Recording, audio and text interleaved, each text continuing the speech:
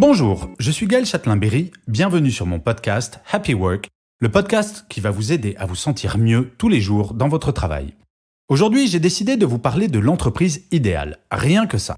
C'est vrai, on râle souvent sur son entreprise pour de bonnes et de mauvaises raisons parfois, mais savons-nous véritablement ce qu'est l'entreprise idéale ? Existe-t-elle seulement ?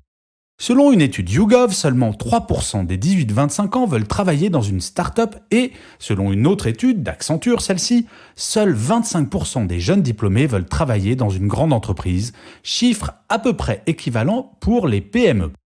En résumé, le problème n'est pas la taille de l'entreprise, mais bien le monde de l'entreprise lui-même. Si l'on en croit ces études, les jeunes ne veulent plus du monde de l'entreprise.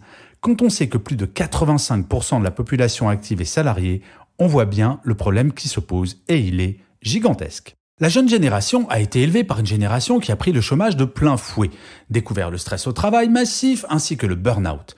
Ils ont été élevés par une génération, la mienne, qui a déchanté durant leur carrière professionnelle, contrairement à la génération précédente, qui était en plein dans les 30 glorieuses, période sans chômage et avec une croissance économique permanente. Bref, en l'espace d'une génération, tous les repères ont été perdus. Nous sommes passés d'une entreprise pyramidale et relativement impersonnelle, mais sympathique, à une entreprise dans laquelle les salariés souhaitent être reconnus et où la décision est partagée. Quand on y réfléchit bien, le changement n'est pas si brutal que cela puisqu'il s'étale sur plus de 20 ans. Certes, la vague de suicides de 2008 chez Renault et France Télécom a accéléré la prise de conscience collective du nécessaire changement. Mais je pense que le véritable début de l'évolution date du début des années 2000 et de l'explosion de la première bulle Internet qui sonnait la fin de la récréation et le début de la plus forte augmentation du chômage que la France ait jamais connue. Mais une fois que le diagnostic est fait, quel est le remède ? Eh bien le remède, c'est de changer l'entreprise en profondeur dans ses fonctionnements et petit à petit de se diriger vers l'entreprise idéale. Ok, mais c'est quoi ça, l'entreprise idéale ? Tout d'abord, l'entreprise idéale donne du sens à ses salariés. Ça, dit comme cela, c'est très tarte à la crème. Donner du sens à un métier quotidiennement, c'est faire comprendre que le fait de venir travailler chaque jour va bien au-delà du fait de gagner un salaire pour payer ses factures. Je pense toujours à cette entreprise qui fabriquait des boulons. Pas très motivant a priori, l'industrie du boulon. Et pourtant, quand on savait que ces boulons étaient, entre autres, destinés à aller sur les fusées Ariane, cela change toute la perspective. Encore faut-il que l'entreprise communique régulièrement, en interne, sur cela afin de donner du sens au quotidien à ses salariés. Je pense également à ce laboratoire pharmaceutique pour animaux qui a décidé de créer une fondation qui, quotidiennement, va soigner gratuitement les animaux des SDF.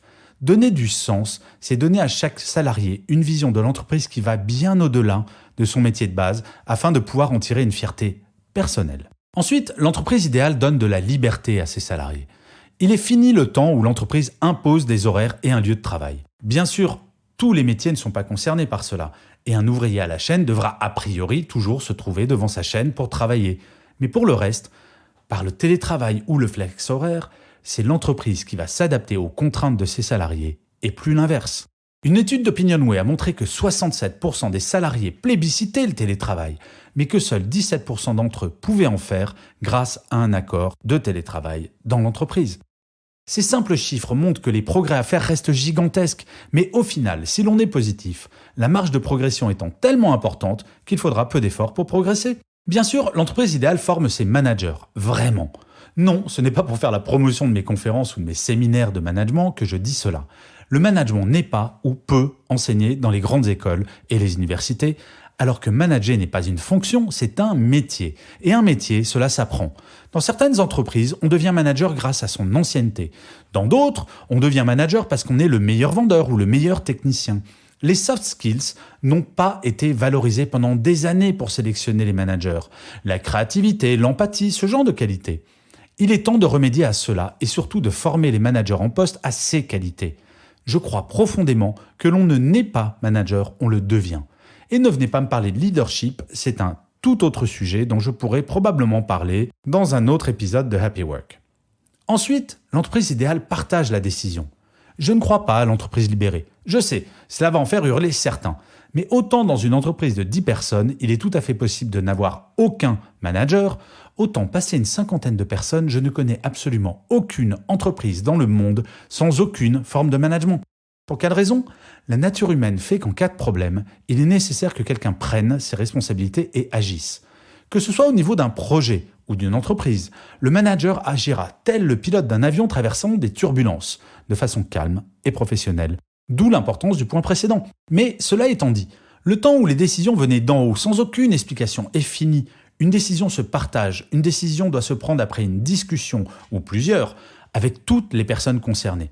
Non seulement cela augmente le niveau d'implication de toutes et de tous, mais cela permet de multiplier le nombre de points de vue, d'idées et d'optimiser la créativité du groupe. Se sentir impliqué dans la bonne marche de l'entreprise est l'une des clés de la loyauté. Enfin, l'entreprise idéale met l'humain au centre de tout. Que l'on soit manager ou manager, il faut apprendre ou réapprendre le savoir-vivre ensemble. Dire bonjour le matin, prendre du temps pour les autres, dire merci, parler de façon correcte, être ponctuel. Toutes ces petites choses que tous les parents de la planète ont apprises à leurs enfants et que ces derniers ont parfois tendance à oublier bizarrement une fois en entreprise. Oui, l'entreprise doit porter ses valeurs toutes simples. Je ne parle même pas d'humanisme ou de bienveillance ici, mais juste du minimum requis pour que tout être humain puisse se sentir bien au travail chaque jour. En allant plus loin, l'entreprise idéale devrait mettre en place une véritable culture du feedback. Et pas uniquement du feedback qu'un manager peut faire à son équipe, un feedback descendant, mais également du feedback que tout à chacun peut, voire doit faire à son propre manager, en positif comme en négatif. C'est grâce à ce feedback que les comportements anxiogènes disparaîtront petit à petit. Par exemple, vous en avez marre que votre boss vous écrive des mails le soir ou le week-end ? Il n'a peut-être pas conscience que cela vous gêne. Ce serait génial que vous puissiez lui en parler sans avoir peur qu'il vous prenne pour quelqu'un de peu impliqué et qu'il ou elle change de comportement, non ? Franchement, en enregistrant ce podcast, je réalise que finalement, le chemin n'est pas aussi long que cela. Comme j'aime à le dire, un escalier se nettoie par le haut. Si un comité exécutif d'une entreprise décide d'appliquer ces 5 points, je ne dis pas que tout changera du jour au lendemain, mais j'ai rencontré des entreprises qui l'ont fait. Et à partir du moment où une volonté forte est communiquée, mise en avant et présentée comme étant un impératif et non une option, les énergies positives se libèrent.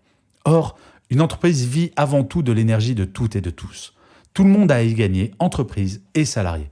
Et vous en êtes où dans votre entreprise ? Et je finirai cet épisode de Happy Work comme d'habitude par une citation. Cette semaine, c'est une citation d'Antoine de Saint-Exupéry qui disait « Fais de ta vie un rêve et d'un rêve une réalité ».